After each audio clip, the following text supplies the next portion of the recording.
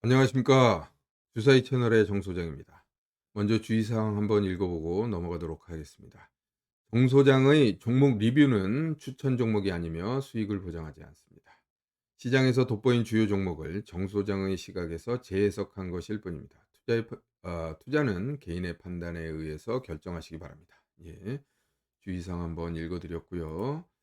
자, 2022년 1월 11일 종목 리뷰를 한번 해보도록 하겠습니다. 오늘 신고가형 종목이 조금 몇 개 나왔습니다. 그래서 삼화콘덴서, 텔레칩스, 그다음에 KB금융, 한양디지텍 이러한 종목들이 신고가형 종목으로 제가 꼽아봤고요. 그다음에 박스권 탈피형 종목은 화성산업, PJ전자, 서울반도체, 라이온캠텍, 핸디소프트, 데이터솔루션, 우리금융지주 등이 나타났습니다.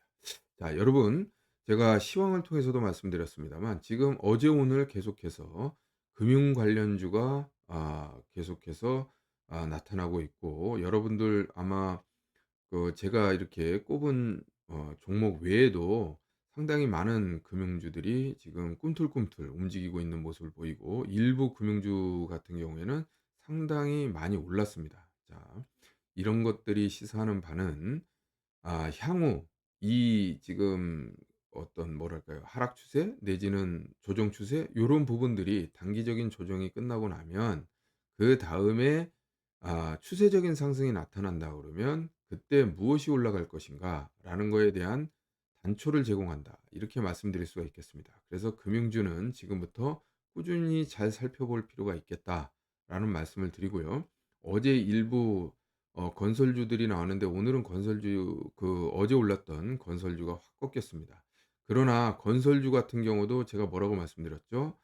큰 틀에서 보면 업황이 어떤 종목별 차별화가 있기보다는 전체적인 업황에 따라서 그러한 종목들을 시황성 종목이라고 합니다. 그래서 시황이 업황이 좋으면 자연스럽게 개별 종목도 상당히 움직임이 좋은 그런 종목들을 우리가 시황성 종목이라고 하는데요.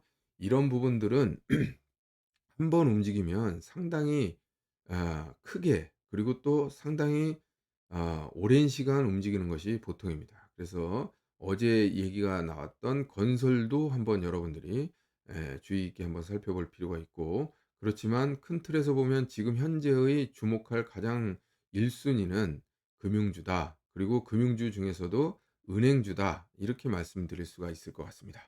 자, 어쨌거나 구체적인 종목 리뷰를 한번 들어가 보죠. 그리고 그러고 보니까 들어가기 전에 우리가 종목 리뷰했던 데이터를 한번 살펴볼 필요가 있겠는데요.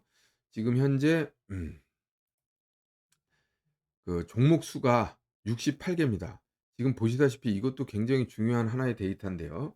지금 1월 7일 날 지난 금요일이었죠. 금요일 날 83개에서 74개, 68개 이런 식으로 떨어집니다. 나중에 이제 이게 보시겠습니다만 50개 미만으로 떨어졌을 때 굉장히 의미 있는 저점이 되더라 이런 말씀을 드릴 수가 있는데, 지금은 아직은 좀 짧습니다. 짧기 때문에 좀 더 지켜보도록 하고요. 탈락 종목 수가 지금 어제 19개, 오늘 17개. 그러니까 시장이 지금 사실상 종목적인 측면에서 지수는 버티고, 또 오늘은 또 더군다나 플러스도 좀 났었죠. 예, 그랬는데 탈락 종목 수가 이렇게 많이 나왔다라는 것은 그만큼 시장의 어떤 온도차가 실질적으로 뭐랄까요? 지수로 대표되는 어떤 온도는 계기판의 온도는 뭐 그렇게 낮은 게 아닌데, 실질적으로 체감 지수, 그러니까 체감 온도는 상당히 낮았다. 이렇게 얘기할 수가 있는 것입니다. 그리고 지금 평균 상승률, 그리고 또 상승률 총계도 이거 잘못하면 마이너스가 나오겠어요. 이게 마이너스가 나오는 경우가 거의 없는데, 그만큼 시장이 지금 종목별로는 굉장히 어려운 그런 장세다. 이렇게 말씀드릴 수가 있는 것입니다. 자, 그리고 여기서 보면 신호 총계나 이런 부분들은 그닥 떨어지지 않았어요. 그러니까 이런 것도 참 특이합니다. 원래 이렇게 상승률 총계가 10%면 거의 마이너스나 다름없거든요. 그렇게 되면 이게 신호 총계가 이렇게 버틸 수가 없어요.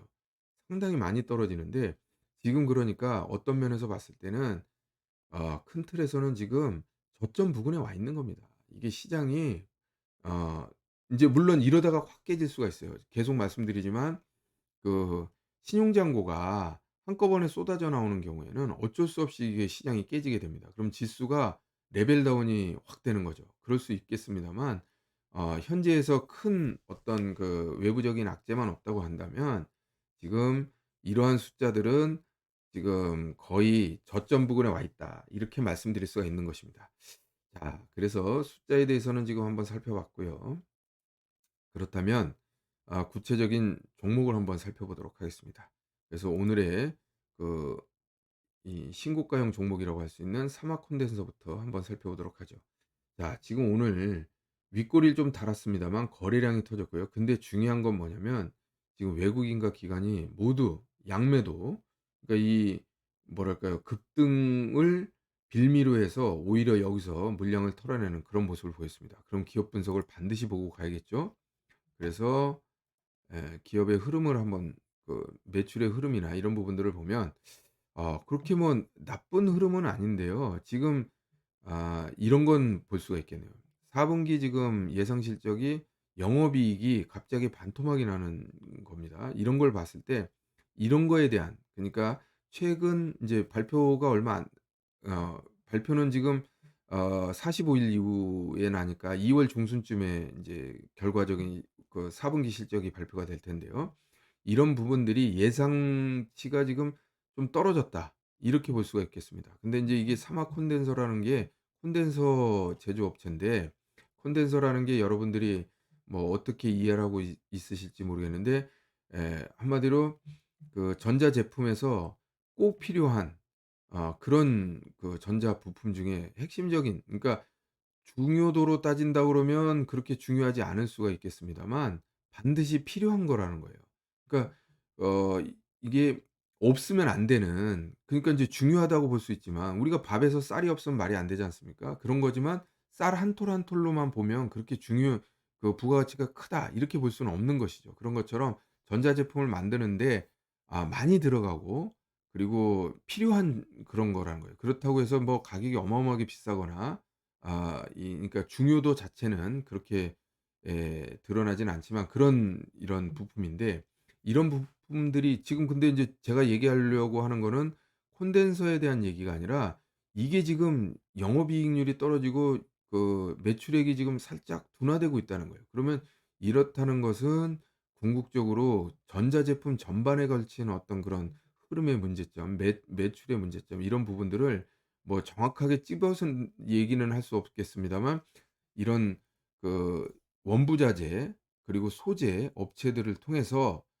그 업체들의 매출이나 이런 영업이익을 통해서 우리가 산업 전반에 대한 어떤 그런 진단을 어느 정도는 해볼 수 있다는 것이죠.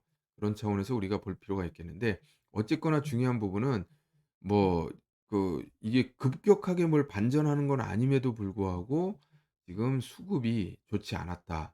그렇다고 그러면 이 부분에 대한 어떤 그 주가 상승을 용납하지 않는다는 뜻이거든요. 그렇다는 거는 지금 현재 이런 매출 부분에 대한 의심, 실망, 이런 부분들이 작용한 것으로 보여집니다.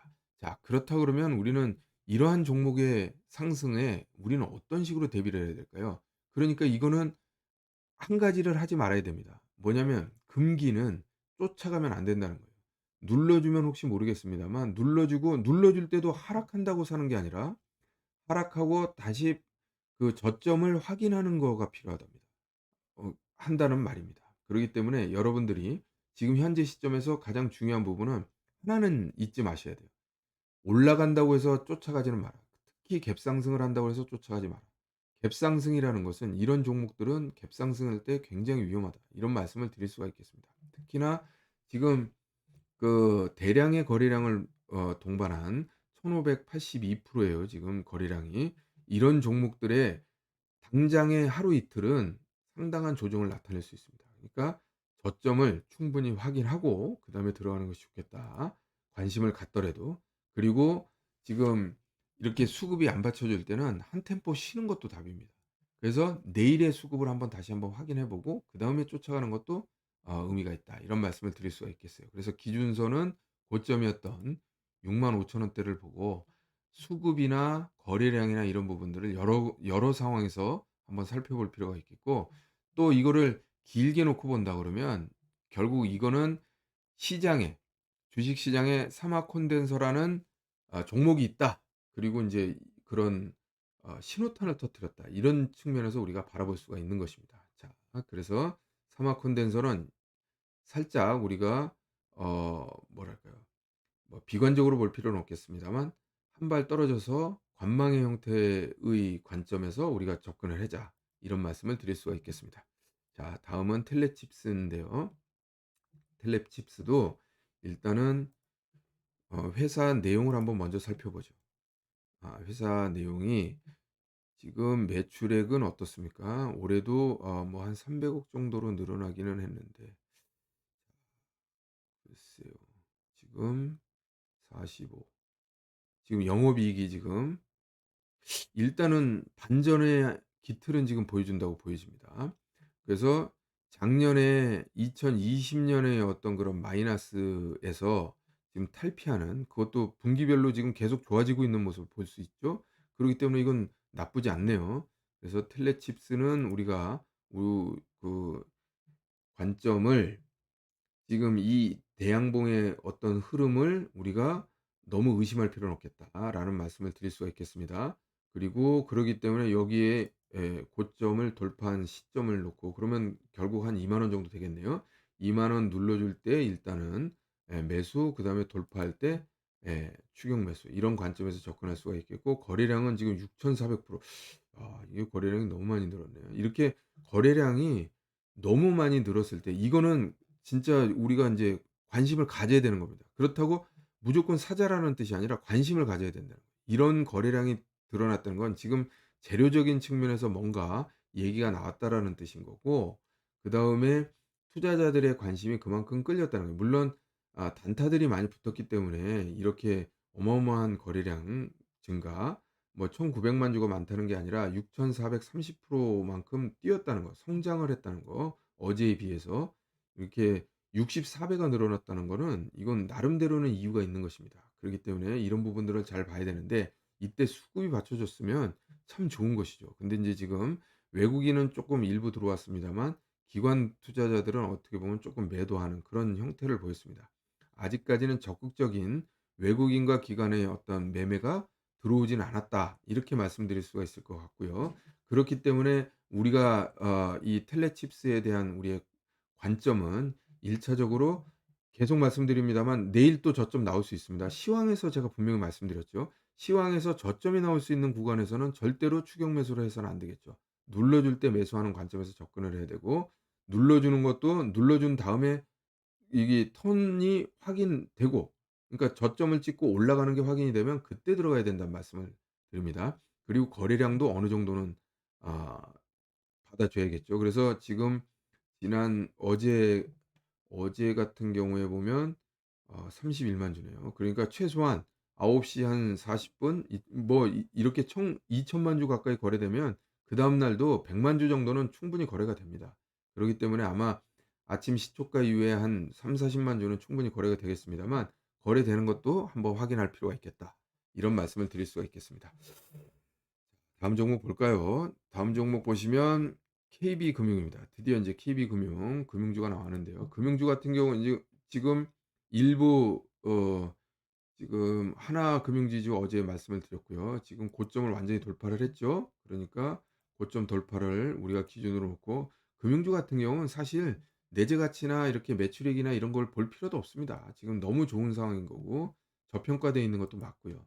그렇기 때문에 우리가 그런 건 뭐 자꾸 뭐 의심하고 확인할 필요 없습니다. 충분히 좋은 상황이에요. 그렇기 때문에 우리가 59,000 원을 기준으로 놓고 밀렸을 때 한번 매수, 그다음에 돌파할 때 또 추격 매수 관점에서 항상 계속 말씀드립니다. 어떻게 보면 전술이라는 거는 다를 게 없어요.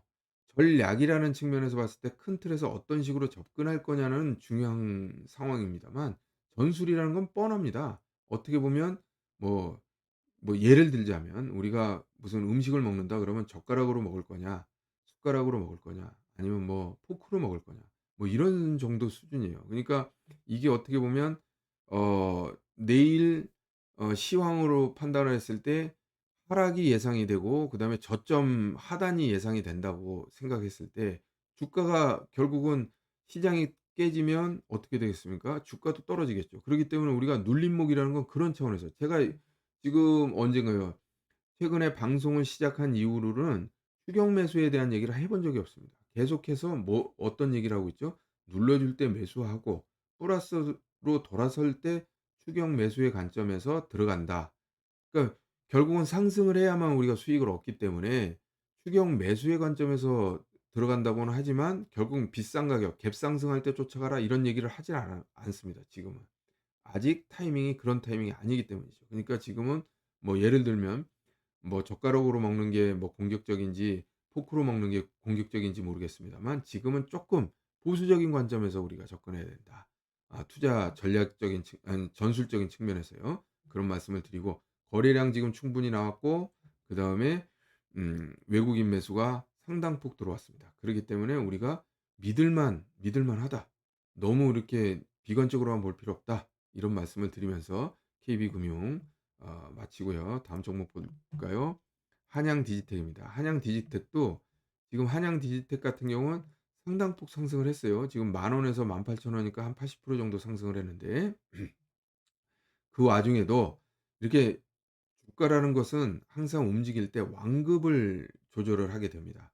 그래서 어떻게 보면 완만하게 이런 상승을 보이다가 인제 오늘 지금 뭔가 의미 있는 고점을 뚫었습니다. 자 이랬을 때 중요한 건 뭐냐면 실질적으로 이게 인제 이 주가의 생로병사라는 관점에서 보면 지금 사실 마지막 빚을 바라는 거거든요. 그러기 때문에 그런데 재밌는 것은 무엇이냐면 모든 수익률의 거의 한 50-60% 이상은 마지막에서 나옵니다. 마지막 급등 국면에서 모든 수익률의 한 거의 절반 이상은 마지막 국면에서 나옵니다. 그러니까 이 마지막을 또 그렇다고 해서 버릴 수는 없는 거예요. 그러니까 이런 부분들을 다 감안했을 때 지금이 마지막인지는 모르겠습니다만 한양 디지텍이 마지막이라는 말은 아닙니다. 그런 건 아닙니다만 이렇게 상승이 강화됐을 때 우리가 또 과감하게 쫓아가면 단기적으로는 의미 있는 수익률을 충분히 낼 수 있다. 이런 측면에서 제가 말씀을 드리는 겁니다. 이렇게 시장이 약한데 그 와중에 고점을 뚫으면서 어떻게 보면 지속적으로 신고점을 갱신하고 있다. 이런 종목들은 어떻게 보면 추세가 살아있다는 걸 그야말로 주가로 증명을 하는 거 아니겠습니까? 그렇기 때문에 잘 살펴볼 필요가 있겠다. 정고점 돌파하면서 신고점 또 만들어냈다. 이런 말씀을 드릴 수가 있겠습니다. 자, 그래서 지금 거래량이 뭐 그렇게 많지는 않습니다만 48만 주니까 그렇게 많지는 않습니다만 나름대로 수급이 들어와 있고요. 외국인 수급이 좀 들어와 있고 그리고 마루보주 그러니까 꼬리가 없는 수염이 없는 윗꼬리 없는 그야말로 종가가 고가인 그런 마루보주 형태의 일봉이 나타났다. 이렇게 말씀드릴 수가 있겠습니다. 그래서 자 한양 디지텍은 상당히 의미 있는 그런 종목이다. 그래서 18,000 원의 눌림목에 어 저점 매수 관점에서 한번 접근해 볼 필요가 있겠고 그렇지만 지금 신고가 영역이기 때문에 실질적으로 손절매는 분명히 필요합니다. 그래서 우리 종목 리뷰에서 손절매 포인트는 7% 이상 매수가에서 7% 이상 하락하거나 아니면 여기 지금 갈색 선이 13일 이동 평균선입니다. 그래서 13일 이동 평균선 하향 돌파할 경우에 매도 신호로 간주하고 있으니까 요런 부분들은 참고하시기 바라겠습니다. 자 그리고 기업을 한번 살펴볼까요? 기업에 비해서 보면 지금 보시다시피 매출액이 2배 이상 상승하고 지금 현재도 지금 분기별로 계속 상승하고 있습니다. 자 이게 그러니까 신고가를 나타내는 게 이유가 있습니다. 이렇게 어떻게 보면 숫자로 증빙이 되는 것이죠. 이러기 때문에 이럴 때는 일단은 뭐 계속 말씀드리지만 지금 몰빵 투자할 타이밍이 아닙니다. 그렇기 때문에 몰빵이라는 얘기는 함부로 머리에 아예 지우셔야 됩니다, 지금 당장은. 그래서 말씀을 드리고 그러기 때문에 자 일정 부분의 어떤 물량은 과감하게 한번 들어가 볼 필요가 있는 그런 종목이다 할 수가 있겠습니다. 물론 이런 것들을 어차피 이 지금 기업 분석이나 이런 부분들은 9월 달이니까 이게 지금 45 일이면 10월, 11월 한 중순이란 말이에요. 그러면 이게 11월 중순이니까 사실상 이거를 알았으면 여기 돌파할 때 매수를 했어야 되는 거예요, 여기 돌파할 때. 그러니까 미리 공부가 돼 있으면 말이죠. 11월 중순이니까 지금 이때 여기 지금 이게 며칠입니까? 이게 지금 11월 8 일이니까 11월 8 일부터 이렇게 올라오면 이게 지금 3 분기 매출이 굉장히 좋다라는 거예요. 그러면 이봉, 이봉 뭐 최소한 이봉에서만 들어갔더라도 그리고 거래량 터지는 이양봉, 이양봉에만 들어갔더라도 지금 13,000원 정도인데 5,000 원이잖아요. 그러면 거의 30% 이상 수익률을 지금 보는 거지 않습니까? 그렇기 때문에 우리도 지금 어떻게 보면 여러분들 지금 4 분기가 마무리됐잖아요. 그러면 이렇게 4 분기가 마무리되는 시점에서 올라오는 양봉은요. 이게 의미가 있는 양봉이에요.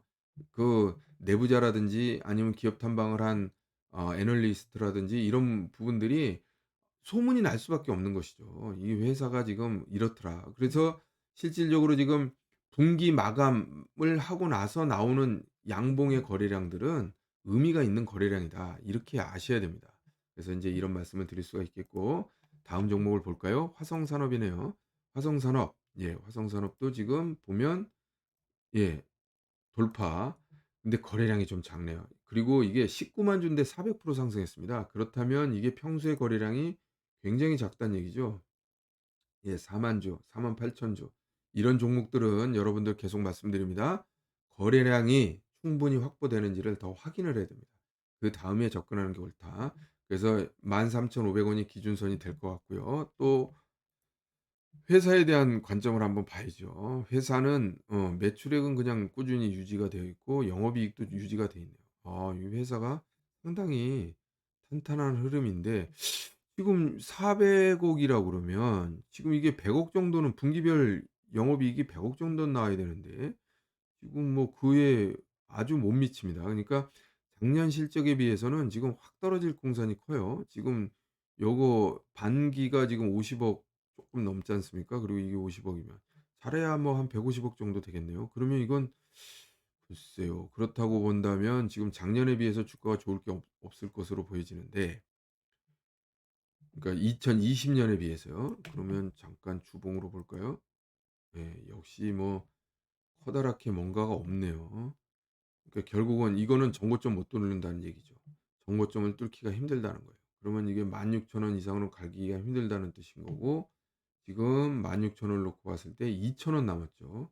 2,000 원이면 10% 조금 넘는데 이런 10%가 넘는데 조금 넘는데 거래량이 이렇게 적다.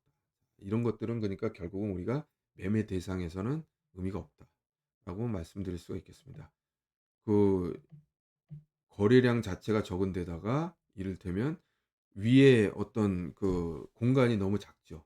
예. 그러면 거래량 터지고 공간도 늘 공간 뭐 거래량 터진다는 건 결국 주가가 상승한다는 얘기인데 그렇다 그러면 상방이 더 좁아지잖아요. 간격이 더 좁아지잖아요. 그러면 우린 먹을 게 없습니다. 그러니까 이런 종목들은 그냥 요렇게 고점 돌파할 때 이럴 때 매수 신호다. 그리고 이게 어떤 식으로 주가가 전개되는지 한번 보자. 공부 차원에서 쳐다보는 게 좋을 것 같습니다. 화성산업은 그렇고요. PJ전자, 이 PJ전자 같은 경우는 제가 지금 상한가를 지금 말씀을 드렸는데 뭐 제가 상한가 따라잡기 하자고 말씀드리는 건 아니고요. 이런 식으로 큰 어 대형의 어떤 그러니까 상한가도 점상이 있고요. 그다음에 이렇게 대양봉 지금 말이 자꾸 헛나오는데 대양봉의 형태로 이게 상한가를 치는 경우가 있습니다. 이런 대양봉의 형태의 상한가가 오히려 점상보다 훨씬 좋습니다.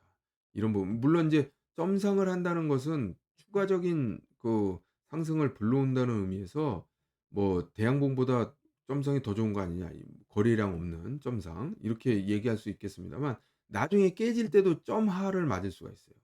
어느 순간에 그 테마가 깨진다 그러면. 그러나 이렇게 대양봉으로 올라가는 거는요. 그게 그렇게 매물이 충분히 있기 때문에 그러니까 올라갈 때는 매물의 역할을 하지만 떨어질 땐 지지의 역할을 한단 말이죠. 그러기 때문에 대양봉이 더 낫습니다. 이런 말씀을 드릴 수가 있겠고. 자, 일단은 회사를 한번 볼까요?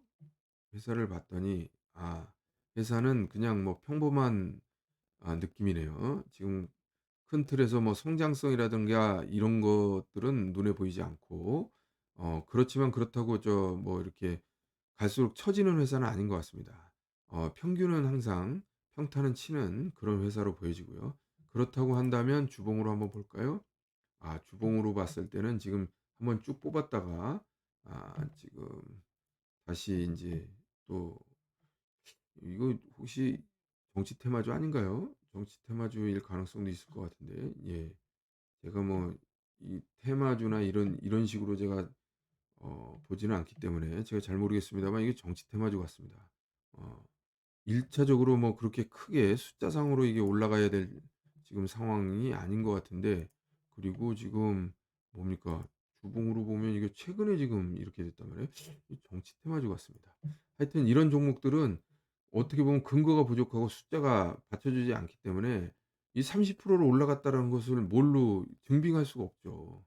그렇다고 그러면, 그러니까 이게 주가라는 게 나중에 제가 시간이 되면 한번 말씀드리겠습니다만, 사실 주가와 펀더멘탈이라는 어떤 관계라는 게 제가 볼 땐 그렇게 뭐 대단한 게 없습니다. 그러나 중요한 건 뭐냐면, 그렇 주가가 그러면 아무것도 없이 움직일 수는 없는 거기 때문에 그거에 최소한의 근거가 되는 부분이 펀더멘탈이라는 측면이기 때문에 어느 정도는 받쳐줘야 되는데, 받쳐주지 않는 상태에서 이렇게 급등한다는 것은 신뢰도가 낮은 거죠.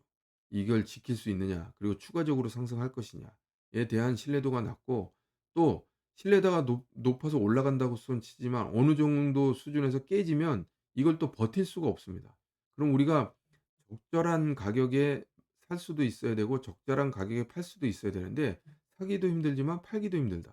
그렇다고 그러면 우리가 뭐 이렇게 적극적으로 달려들어야 될 그런 종목이라고 볼 수 없는 거 아니겠습니까? 그렇기 때문에 이 부분은 일단은 관망의 형태로 한번 보자, 이런 말씀을 드릴 수가 있겠습니다.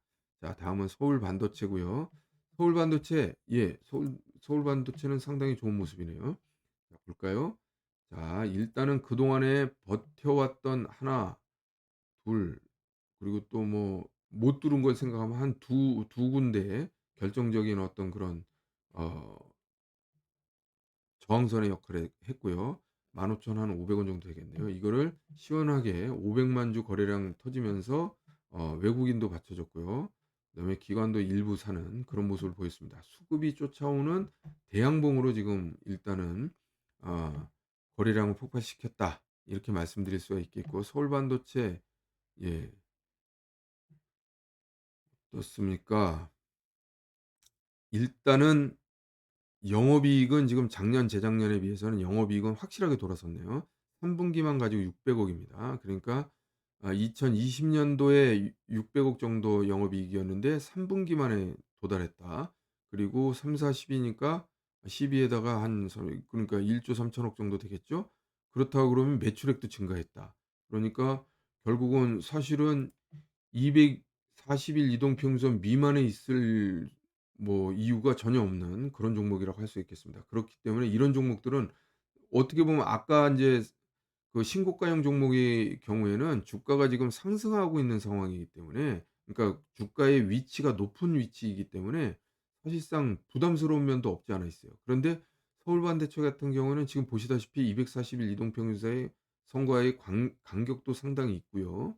그리고 또 어느 정도 3 개월 동안에 바닥을 충분히 확인을 했고, 그다음에 그 저항을 했던 부분들을 지금 돌파를 했으니까 어떻게 보면 신뢰도가 높습니다. 그런 차원에서 기준선을 정해 보면 16,000원 선을 기준선으로 놓고 16,200 원이긴 합니다만, 하여튼 16,000 원까지 라운드 비교니까 16,000 원까지의 어떤 눌림목 매수, 그다음에 오늘의 종가를 돌파하는 순간에 추격 매수 관점에서 얼마든지 접근할 수 있겠다.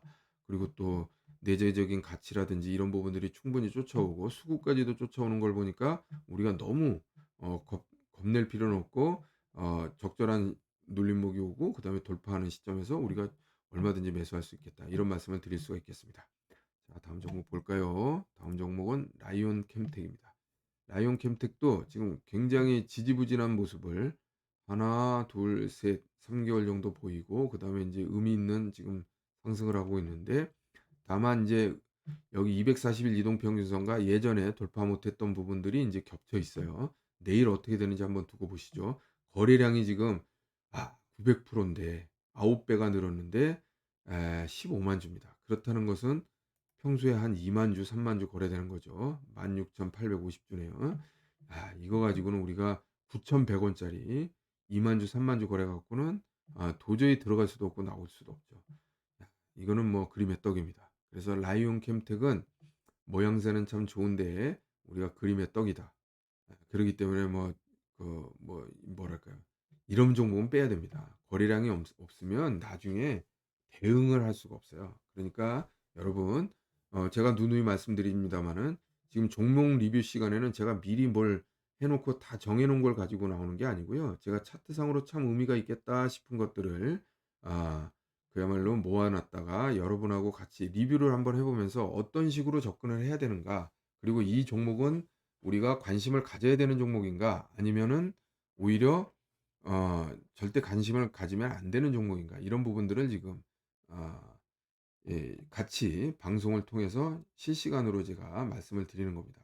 아 또 그리고 한번 말씀드립니다만, 제가 실질적으로 시간이 너무 없고 그러다 보니까 이게 뭐 무슨 녹화 방송이긴 합니다마는 뭘 이걸 자르거나 붙이거나 이런 게 하나도 없습니다. 그냥 실시간으로 해서 녹화되면 그냥 녹화된 영상을 올릴 뿐이죠.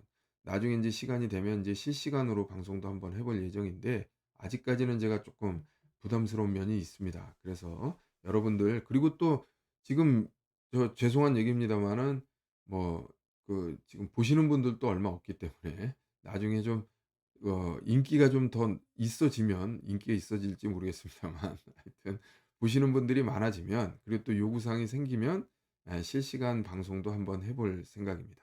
자, 그때가 오기를 바라면서 지속 계속 방송하도록 하겠습니다. 그래서 지금 보시다시피 이런 부분들은 라이온 캠텍 같은 경우에는 거래량이나 이런 부분들을 볼 때 우리가 그림의 떡이다라는 말씀을 드리면서 다음 종목으로 넘어가도록 하겠습니다. 자, 다음 종목은 핸디소프트네요. 핸디소프트도 지금 240일 이동평균선에 갖다 붙이는 모습인데, 그전에 몇 번에 걸쳐서 240일 이동평균선이 저항선의 역할을 했었습니다. 그랬다가 하락을 하고 다시 인제 올라가는 국면인데, 이것도 지금 145,000 주네요. 4,000 원짜리가 145,000주 거래됐다. 이것도 그림의 떡이네요. 뭐 어떻게 얘기를 하다 보니까 자꾸 그림의 떡인 종목들이 들어오는데요. 수급이 그래도 어느 정도는, 근데 수급이라고 그래 봐야 뭐 외국인 투자자들이 6,500 주, 기관 투자자들이 8,000주 거래를 했습니다. 참 안타깝네요. 참, 그래도 기업이나 한번 볼까요? 기업도 역시 핸디소프트 옛날엔 굉장히 유명한 종목이었는데, 제가 2000 년도만 하더라도 그 그때 핸디소프트 아닌가요? 근데 하여튼 그땐 굉장한 종목이었는데 지금은 이거 뭐 매출액도 그렇고 그러네요. 하여튼 영업이익이 지금 돌아서는 모습인데, 어쨌거나 중요한 부분은 이런 뭐 내재 가치도 중요합니다만, 더 중요한 것은 거래함에 있어서 우리가 사기도 어렵고 팔기도 어렵다. 할 이유가 없죠. 그래서 이것도 제가 인제 리뷰 종목으로 해서 관심 종목에 어떤 등록은 해 놓겠습니다. 그래서 이런 것들이 어떻게 움직이냐, 차트 공부 차원에서 우리가 접근할 필요가 있겠다. 라는 말씀을 드리고요.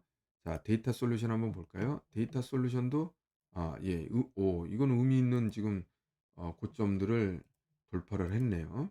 그래서 7,250 원에 고점들을 돌파를 했고, 거래량이 1,100만 주니까 뭐 상당히 좋고, 근데 수급은 좀 안 받쳐줬네요. 7,700 원인 거 보니까 별로 기업이 안 좋은가요? 기업이 진짜 별로네요. 그리고 지금 매출액도 확 줄었는데, 지금 이게 인제 지금 턴어라운드 종목이라고 할 수도 있겠는데, 중요한 것은 뭐냐면요. 이런 식으로, 그러니까 이 잘 보셔야 되는 게, 지금 매출액이 작년에 920 억이었습니다. 지금 220 억으로 따져도요, 248에서 간신히 지금 작년보다 좀 줄어드는 그런 형국이에요. 근데 이게 앞에서 보면 80 억, 160억 인제 뭐 늘어나기는 합니다만, 이거 다 합쳐 봐야 지금 어떻습니까? 어 지금 240 억에 그러면 한 480 억, 500 억이 채 안 됩니다. 3 분기를 합쳐서. 이거 4 분기가 어떻게 될지 모르죠. 근데 아마 제가 말씀드렸다시피 그러니까 분기 끝에서 나오는 양봉의 거래량이라는 것은 상당히 의미가 있다, 이런 말씀을 드리는데, 지금 수급이 안 붙여준 거를 봤을 때 좀 한편으로는 또 쪼끔 이게 뭐랄까요? 의심스러워요. 의심스러운데, 자, 우리 입장에서는 뭐가 필요하냐면 이 4 분기 실적이 필요합니다. 4 분기 숫자를 봐야 되는데, 4 분기 숫자는 언제 나온다고요? 2월 초에서 중순 사이에 나옵니다. 그렇다고 본다면 지금 시간이 좀 어느 정도 있거든요. 그럼 그 와중에 주가는 계속 출렁일 겁니다. 그래서 이런 종목들은 싸게 사야 됩니다, 싸게. 비싸게 쫓아갈 이유가 전혀 없어요. 왜냐하면 확인해야 될 부분들이 있기 때문에. 그래서 그러면 싸게라는 말은 무슨 말이냐? 여기서 보시면 뭐가 싼 거냐 했을 때 우리는 여러 가지 측면을 얘기를 할 수가 있어요. 좀 더 장기적 중장기적인 관점에서 본다면 240일 이동평균선의 지지선을 다시 한번 확인해 볼 수 있느냐 없느냐. 이런 관점에서 보면 싼다고 얘기할 수가 있겠고요. 또 한 가지 측면에서 보면 지금 중요한 또 고점을 돌파를 했단 말이에요. 이 고점이 지지해 주느냐 지지해 주지 않느냐. 이런 걸 본다 그러면 결국은 또 7,250 원까지 눌러 주고 나서 이게 지켜지느냐의 여부를 보고 그다음에 돌아설 때 매수를 하는 거니까 7,250 원도 상당히 의미 있는 가격대다. 그러니까 우리가 보수적인 관점에서 본다 그러면 좀 더 보수적인 관점에서 본다 그러면 6,000 원의 어떤 그런 지지선 역할을 할 것이고 박스권 돌파하지 못했던 박스권 다시 회귀한다고 쳤을 때요. 근데 그렇다라는 것은 이게 지금 상승 추세로 돌아선다는 얘기가 될 수 있나요? 되기가 힘들죠. 그러니까 방금 전에 말씀드린 보수적인 관점이라는 거는 이거를 확신을 가졌을 때 4 분기 실적이 좋을 것이라고 확신을 가졌을 때의 얘기입니다.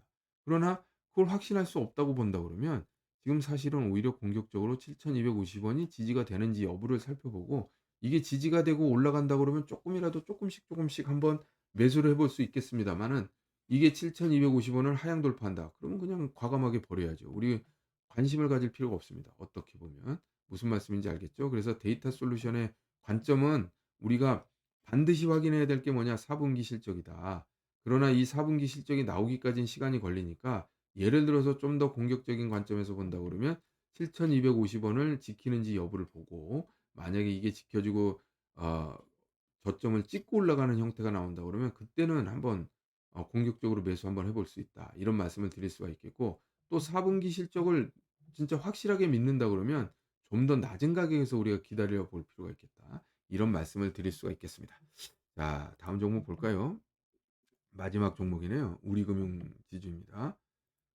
자, 우리금융지주 이것도 지금 신고가형 종목인데 이쪽에다 넣어 놨군요. 지금 뭐 어제 돌파 신호 나왔고요. 오늘 또 말씀드렸다시피 이렇게 눌러 주고 가는 겁니다. 시초가에서 이렇게 어 그 살짝 낮게 시작해서 그다음에 돌파를 했잖아요. 그러니까 제가 뭐라고 했죠? 여기 어제 종가를 돌파하는 플러스로 돌아서는 시점에 매수가 가능하다는 거예요. 이런 게 지금 어떻게 보면 시장이 지금 이렇게 종가 종목적인 측면에서 봤을 땐 굉장히 약세인 종목인 시장인데 이 와중에도 이렇게 돌파형 종목이 나온다 이겁니다. 이게 나중에 추세가 돌아섰을 때 그럼 어떻게 될 것인가? 물론 자 보십시오. 여러분들 항상 지금의 상황이 어떤 상황인지 우리가 잘 파악을 해야 됩니다. 그게 무슨 얘기냐면요. 지금 외부에서 자금이 들어오는 시기는 이미 재작년, 작년 초로 끝났습니다. 지금의 유동성은요. 그러니까 어떻게 보면 고인물이에요. 고인물 가지고 여기서 퍼서 저쪽에다가 먹어요. 그러니까 예를 들어서 지금 우리금융 지주가 시장이 반등한다 그러면 우리금융 지주는 조정을 받을 수밖에 없어요. 여기서 자금이 빠져나가서 지금 낙폭과대로 옮겨가는 거예요. 그러면서 낙폭과대가 또 올라갑니다. 그러나 낙폭과대의 올라감이라는 것은 일정 부분 추세가 깨진 상태에서 그야말로 자율 반등이기 때문에 단타로 먹고 나와서 어디로 들어갑니까? 또 올라가는 종목에 들어가게 돼 있어요. 그러기 때문에 아까 전에 제가 시황에서 말씀드렸다시피 이건 번갈아 가면서 가는 겁니다. 단기적으로 봤을 땐 낙폭과대를 가라라고 말씀을 드렸고 좀 더 중장기적인 관점에서 봤을 때는 금융주와 같이 이렇게 탄탄하게 버티고 아니면 신고가를 내고 있는 이런 종목에 들어가라. 이런 말씀을 드렸습니다. 그 이유가 무슨 소리냐면 이 자금이 낙폭과대 종목으로 옮겨가면서 낙폭과대의 낙수 효과가 벌어지는 겁니다. 그래서 낙폭과대 종목들이 플러스의 형태로 벼슬을 받는 거고 그리고 잠깐의 벼슬을 받고 그다음에 다시 어 추가적인 추세를 나타내는 그런 대장주 내지는 주도주의 주도 업종의 매기가 다시 올라가게 되는 것이죠. 그렇기 때문에 이런 어떤 시장의 흐름들 그리고 유동성의 어떤 종류, 유동성은 충분합니다만 충분한 유동성이 주식 시장에서 이제 빠져나가는 게 바로 역금융 장세가 되는 겁니다. 지금 금융 장세라는 것은 주식 시장에 계속 돈이 들어오는 거예요. 들어오는 게 금융 장세인 거고 그러기 때문에 그 돈이 들어왔을 때 어떻게 됩니까? 그러면 여러 곳에 이슈가 있으면 있는 곳에 다 돈이 모이게 돼 있어요. 그렇게 되는 거지만 지금 현재로는 그런 금융하고는 상관없는 장세, 실적 장세입니다. 그러다 보니까 이것들이 어느 정도 올라간다 그러면 올라간 종목에서 빠져나와서 못 올라가거나 그 낙폭이 과대된 쪽으로 자금이 흘러간다는 겁니다. 그러기 때문에 이게 같이 올라가는 게 아니라 번갈아 가면서 가게 되고 순환매가 나타날 수밖에 없는 겁니다. 그리고 K자형 어떤 상승이라고 하죠. 올라가는 건 올라가고 떨어지는 건 오히려 떨어지는 그런 형태가 왜 나오느냐. 손절매해서 그게 올라가는 종목에 그 추가적으로 들어오기 때문에 상승하는 종목은 더 상승하게 되는 것이고 떨어지는 종목은 계속 손절 매치가 빠져나가는 거죠, 자금이. 이해가 가시나요? 그래서 지금 현재로는 다 오르는 장세는 이미 끝났다. 그거는 끝난 지가 또 오래됐습니다, 지금. 그런 것들을 우리가 명확하게 이해를 하고 그러니까 어떻게 보면 그 아까 전에 말씀드렸습니다만 그 전술적인 변화라는 건 정해진 것을 어떤 그러니까 도구를 뭘 사용할 것인가 이런 관점이라고 그러면 그리고 또 지금 전략적인 관점이라는 것은 시장 전체의 판세 그다음에 또 어떤 시세의 어떤 그 종류 이런 부분들을 우리가 충분히 판단을 하고 그거에 맞는 그리고 또 전략적인 변화는 이합 집산이 가능합니다. 여러 가지 종류를 놓고 이렇게도 해 보고 저렇게도 해 보고 이렇게도 조합하고 저렇게도 조합하고 이런 부분이 필요하다는 것이죠. 자 말이 좀 길어졌는데요. 어차피 종목에 대한 얘기는 뭐 결국은 우리가 투자의 전략적인 관점, 전술적인 관점에 대한 얘기이기 때문에 이런 말씀을 한번 드리는 거고요. 여러분들이 잘 한번 어 생각을 해 보시고 어 그림을 그릴 줄 아셔야 됩니다. 그림을 한번 그려 보시면 투자를 하는데 훨씬 편하게 접근할 수가 있겠다. 이런 말씀을 드릴 수가 있겠습니다. 자 제가 언젠가는 한번 이런 부분에 대해서 정리를 해서 우리가 매매 방법론이라든지 뭐 철학이라고 그러면 좀 웃깁니다만 어떤 마음가짐이라든지 이런 부분들을 우리가 한번 생각해 보는 그런 시간을 한번 마련해 볼 것이고요. 언젠가 시간이 오리라 믿습니다. 자 오늘도 긴 시간 동안 들어 주셔서 감사하고 종목에 대한 부분들 충분히 검토를 한번 해 보자. 그리고 지금 아 얼마 안 남았다. 그 단기 저점은 너무 걱정하지 말자. 이런 말씀 드리면서 오늘 방송을 마치도록 하겠습니다. 저는 또 열심히 준비해서 내일 인사드리도록 하겠습니다. 감사합니다.